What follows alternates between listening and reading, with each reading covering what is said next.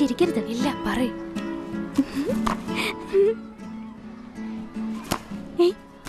ഞാൻ ഈ പയ്യനെ സ്നേഹിക്കുന്നുണ്ട്. സ്നേഹിച്ചോ? ഞാനുണ്ടല്ലോ വിജയെ സ്നേഹിക്കുന്നേ.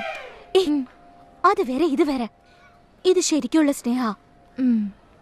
വീട്ടിലെ മുത്തശ്ശിയും പറഞ്ഞായിരുന്നു, വൈദ്യശ്വര ക്ഷേത്രത്തിലെ നാടീശ്വര ജ്യോത്സ്യം പറഞ്ഞു എന്നെ കല്യാണം കഴിക്കാൻ പോകുന്ന ആളുടെ പേര് ആയില് തുടങ്ങി ഇന്നിൽ അവസാനിക്കുന്നു. എടേ, അത് നിന്റെ കോഴിക്കോടത്തെ മുറിച്ചെറുക്കൻ അശോകൻ ആയിക്കൂടെ?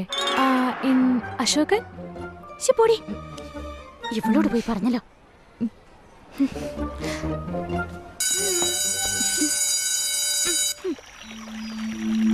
ഈ പയ്യനെ കല്യാണം കഴിക്കണമെങ്കിൽ എത്ര പവൻ കൊടുക്കേണ്ടി വരും?